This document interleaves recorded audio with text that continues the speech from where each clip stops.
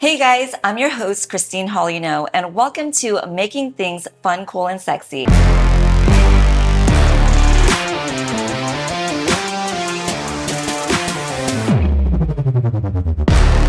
I have a very special guest today whom I've known for over 20 years, and we were seen partying with each other in our teens, and now you could find us both working for our father's machine shop. We could relate on many levels, being Vietnamese American women who work in the very masculine industry of manufacturing in a family business environment.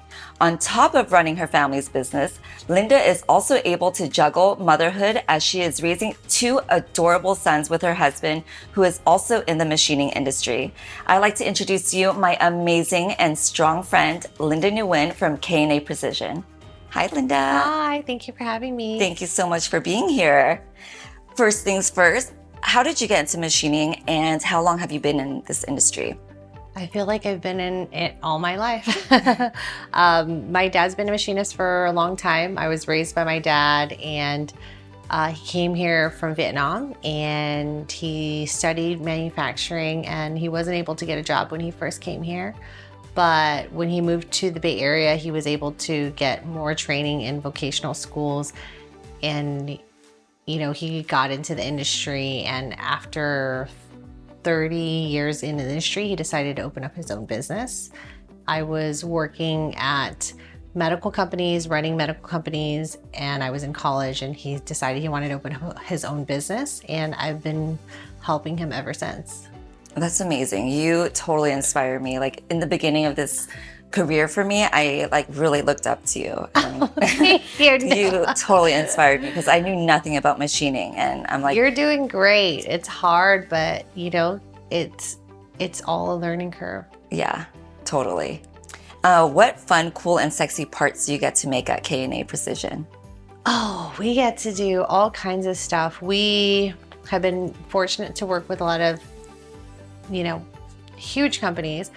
But my favorite things that we've been doing is automated weapons machines for the defense industry. We've worked on coffee making robots that you may have seen in the airports. And private submarines in the luxury vacation industry. And my other favorite is Disney robots that you might see in the amusement parks, like an Avatar. So cool. Super cool. So cool. That is amazing. There's automation in so many industries now, and you get to work with so many robots. That's awesome. Yeah, you don't know what you really are doing. And at the end of the day, we are making parts, but once items are released to the public and we get to have a insight of what we're making, and it's a lot of exciting stuff, and you don't know what you're making until you see the final product, and it's super cool, super fulfilling, right? Yes yeah, you get excited because at the end of the day, when it all gets put together, it goes into an amusement park, or it goes into a boat, or it goes into the spaceship, or you never know. Yeah, so cool. I love our jobs. Yes, our job is an interesting and fun job. It's challenging, yes, but it's very rewarding. Yes. And speaking of challenges, what were some challenges that you had to deal with in this career? My biggest challenge is work-life balance. I think that's with most people or parents. I have two small kids, and we're juggling between being fulfilled in our career as well as how present we are as parents. And we're first generation, and our parents, they worked all the time, and we know what that's like, right? So there's a big, huge juggle between how I manage my time between being a career person versus how present I want to be with my children. And I'm very fortunate that my husband is in the industry and he understands. So we kind of play catch on who catches the ball. If he's busy with his projects, then I do more of the kids stuff, or if I'm more busy, then he can take it more of the lead on handling the kids. So, he understands because the industry is the industry, right? It's feast or famine. Yes, exactly. So that's a great partnership you have with Regner. Yes, we do our best. Well, it's challenging, but we have a great partnership. Yeah.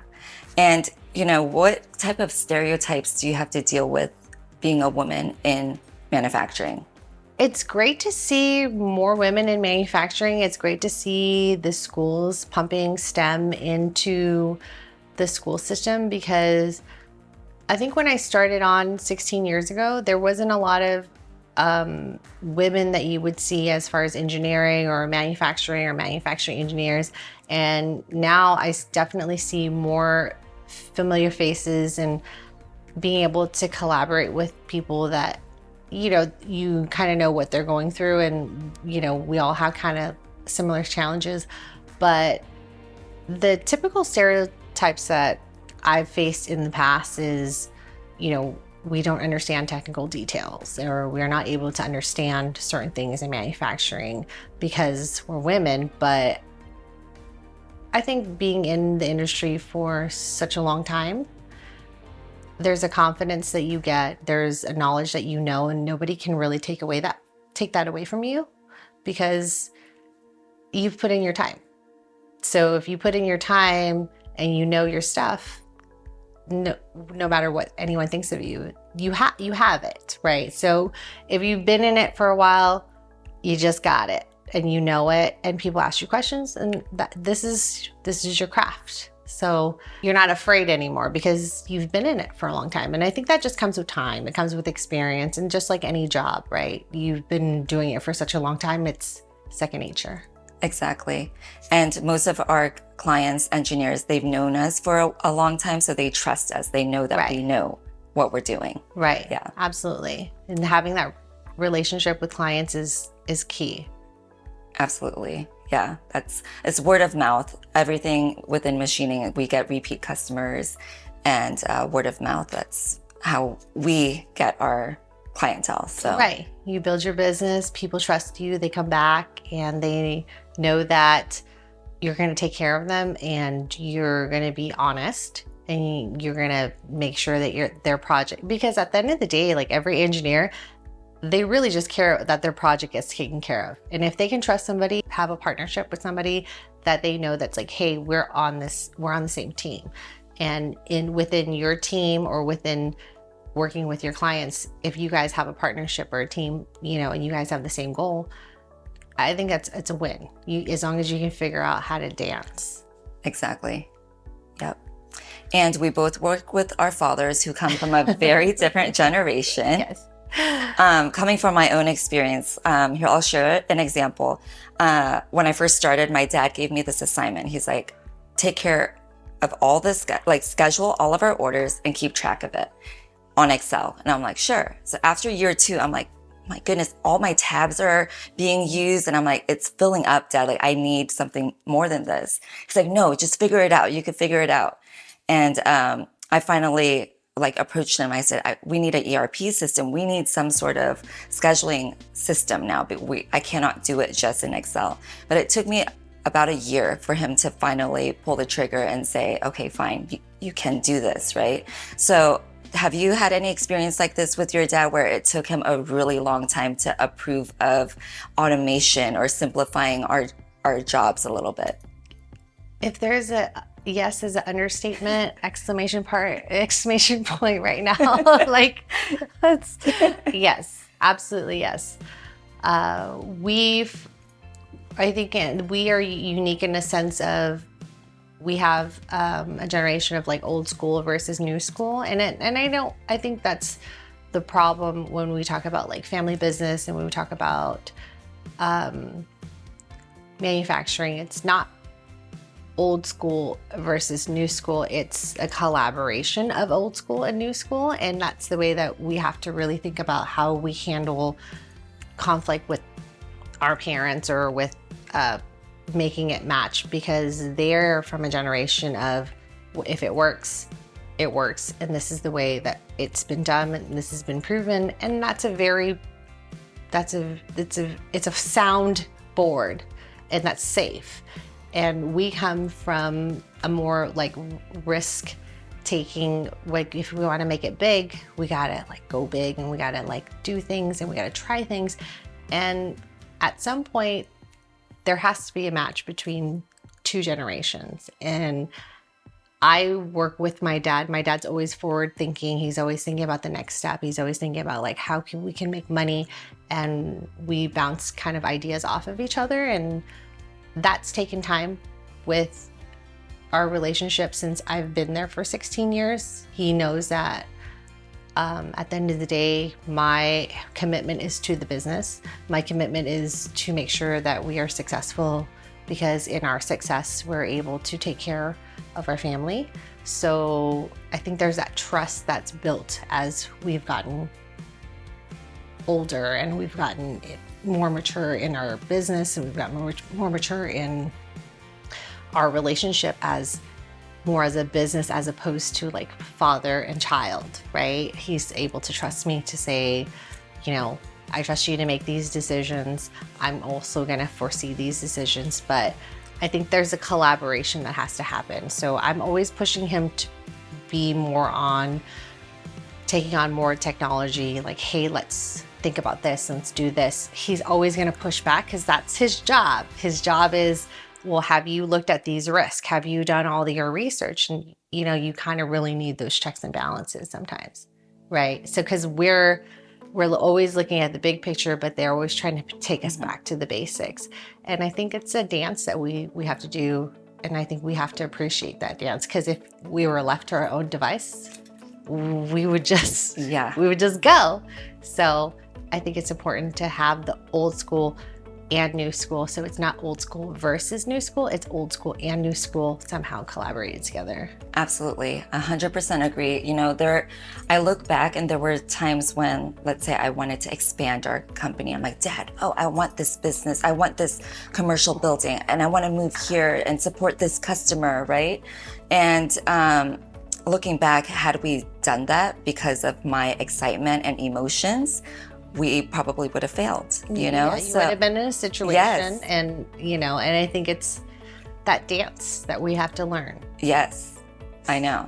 So I totally appreciate them because it keeps us grounded, right? And yeah, if it were me, I would invest maybe too much money into automation and robotics when we're not quite there yet. We're not ready for that yet. And that's something that my dad's always talks about with, as far as you go. Like, there's a phrase where you say, like, as far as you travel, you know you're home. Mm-hmm. You always have a path home. And I think that's the way my dad looks at business, is like, as far as you go, as far as your business, always be able to come back to the basics. Always be able to come back to what is your core. And in our business growing, that's something that I take to heart, because what is our core value? Like, we can't serve every industry. We can't serve every client. We can't be everything. We can't have everything. There's no way that we could do that without overextending ourselves. So, you know, being able to come back to, like, what are your core niches? What is your core business? And who are your core clients that you want to service? And what are you good at? So not only do you use that, who do you want to serve, but what are you good at? You can't serve everybody. And that's something, when I think about my dad saying, always be able to come back to basics. Like, I live that, to say, like, yes, you have to be able to say no. You have to be able to go back to basics on as big as you are, as much as you can expand, be able to come back and be humble of, like, who are you as a company? Who are you as a family? What are your core values? And what are you trying to achieve?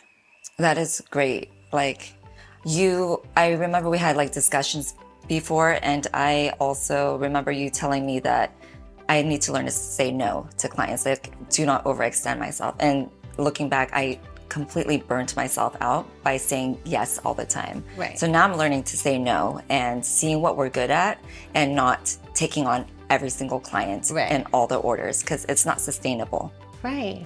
You know, yeah. and it's unfortunately, like online dating, it's like you gotta pick and choose who are the good clients and who are not the bad clients, because those bad clients, those toxic clients that are not going to pay you, the ones that are not going to collaborate with you and not going to have an understanding, because at the end of the day, manufacturing and machining and any type of service is a craft. You pay for a service, right? When you think about manufacturing, everyone thinks like, oh, you get a thing, you get a product, but technically you get a service. And you can go to a really bad person that can service your car, or you can go to a really good person that can service your car. And you're either going to pay for someone who's going to charge you 3 hours to do the same thing, or someone who has expertise who's going to charge you 1 hour. And just like dating, you've got to be able to know your worth. And you got to be able to say like, yeah, yes, please go to someone cheaper. Please do that, because we're not the one. And it's hard when you start out. It's hard when you don't know how to say no. But once you do have the power to say no, you're going to get a higher level of clientele. You're going to get a higher level of people that because at the end of the day, it's a collaboration between you and your engineers. It's not a fast food restaurant. It's not I'm buying something and you're going to give it to me in an hour or 3, because it is a craft. It's not, mass produced. It's something that they need, and you're providing a service. And if you're going to provide good service, then you should they should pay you for your time. Of course. That's so good. Back then, I didn't know the process of machining when I first started. I'm like, Dad, hurry, we need to get these out to the customers. My dad's like, we're not a bakery. It takes time. It takes time. Why do they use the same type of examples? Because my dad says the same thing. That's so funny. Yeah, no, but I totally appreciate our fathers for teaching us all of this, and like this wisdom that you're sharing. It's so good for other people who are in machining to feel less alone, right? Like I think a few weeks ago, I reached out to you. I was like, hey, Linda, I'm like super stressed. Like some of our clients aren't paying us. And then you shared that you're going through the same thing, right? And when we hear other people going through the same struggles, you feel less alone. Right. And you know that it's part of the business. It's part of the process, so.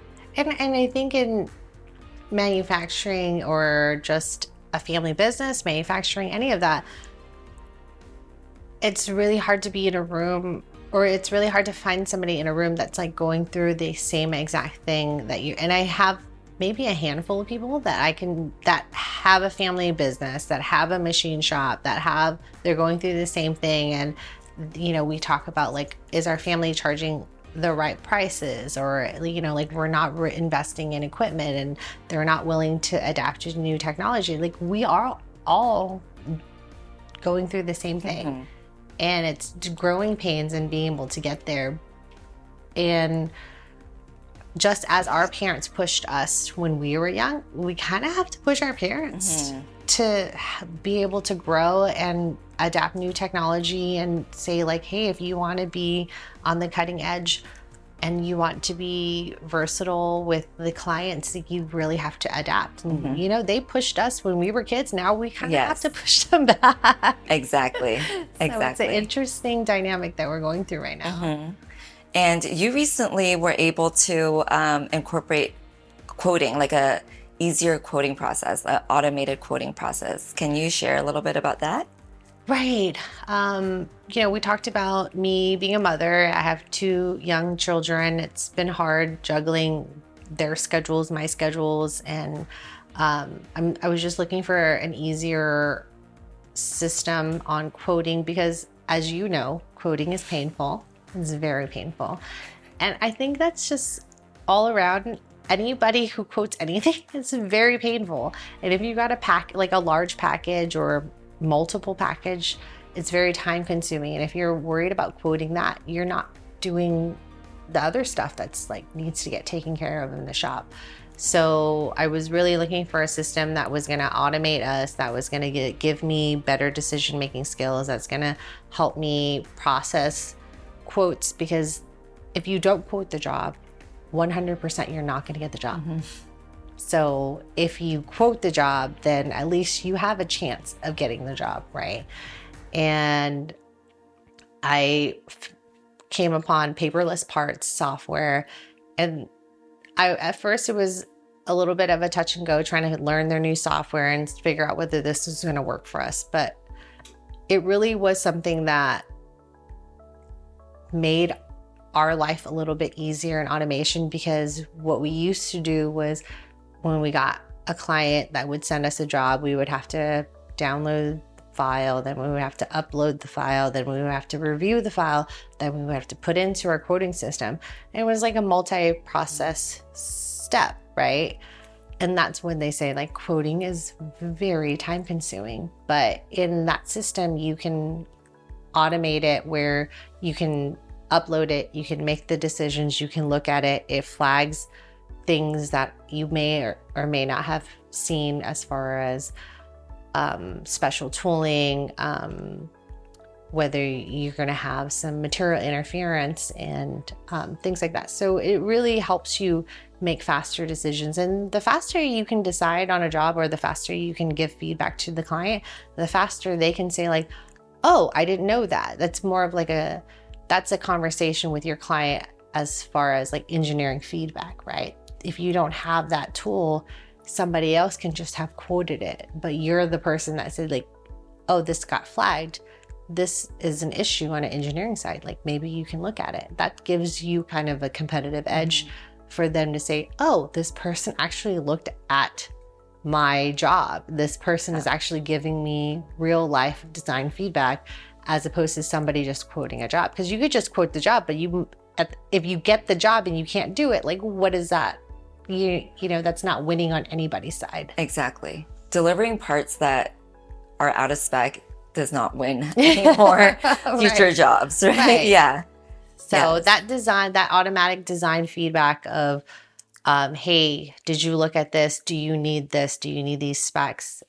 Just having that conversation with your client and giving them that expertise on our side, it gives you that advantage so that the client knows like, oh, they know what they're talking about. But being able to have the tools to upload that quickly, to give them that feedback without going through multi-steps, because you're fumbling through files and then you've got to upload it. And so, you know, there's a lot of things that we have to do to be able to service our clients. And if you miss that opportunity to service your client, you know, they appreciate it, because that's time saving on their side, on a design and engineering and manufacturing assembly side.